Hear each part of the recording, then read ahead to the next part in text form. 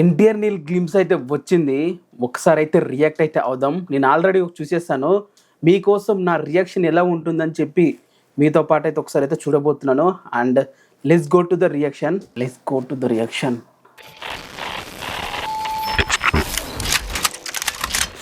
It's true.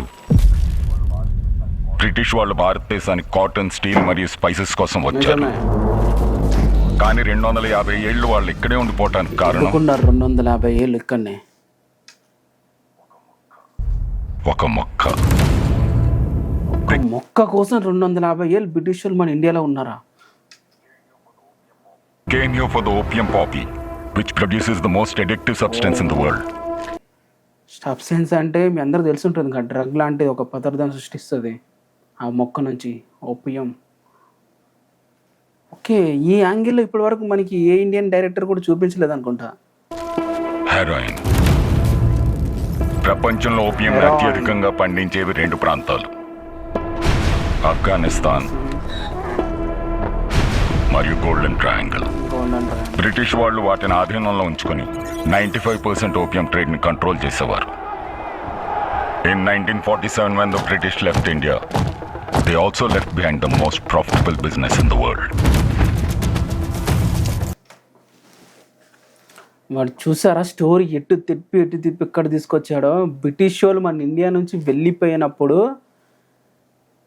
ఏదైతే ఈ మొక్క ఉందో, ఈ డ్రగ్కి బంగ్లాదేశ్ అలాగే ఆఫ్ఘనిస్తాన్లో ఈ గోల్డెన్ ట్రయాంగిల్ దాన్ని ఎట్లా ఆక్యుపై చేసుకున్నారు ఈ వ్యాపారం రెండుగా చీలింది.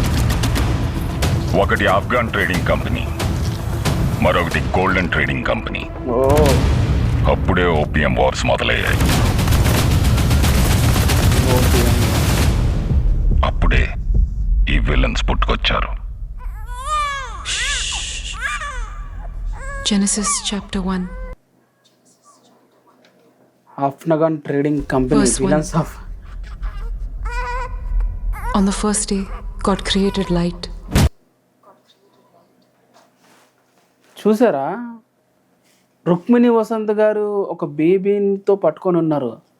ఏంటి, వాట్ అండ్ సర్ప్రైజ్. ఎవరి బేబీ బ్రో? ఎన్టీఆర్ది డ్రైగనే కదా. వాట్ బిజ్జు ఇంకో అన్నయ్యారా?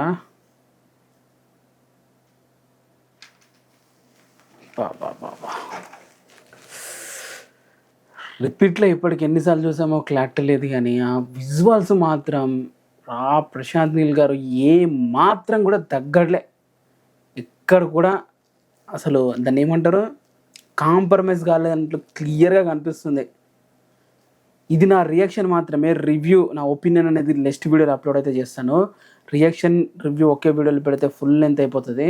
బట్ ఇక్కడ డిస్కషన్ చేసి ఇవ్వాల్సిన పాయింట్స్ చాలా ఉన్నాయి. ఒక్కొక్క పాయింట్ మీరు అబ్జర్వ్ చేయండి, చాలా మనం డీకోడ్ అయితే చేయాలి, చాలా బ్రేక్ డౌన్స్ అయితే ఉన్నాయి. అండ్ ఆ కంపెనీస్ గురించి క్లియర్ కట్గా మీకు అయితే ఎక్స్ప్లెయిన్ అయితే చేస్తాను. సో ఇది నా రియాక్షను. సెకండ్ టైం చూసాను నా రియాక్షన్, ఇది సేమ్ ఫీల్ అయితే ఉంది. బట్ ఏదైతే తారకన్న క్లిప్ ఉందో రిపీటెడ్గా ఇప్పటికి ఒక 10 సార్లు చూసుంటా, సేమ్ స్టిల్ అదే గూస్ బాంబ్ వైబ్స్ అయితే వస్తున్నాయి. మీకు అలా అనిపించిందా?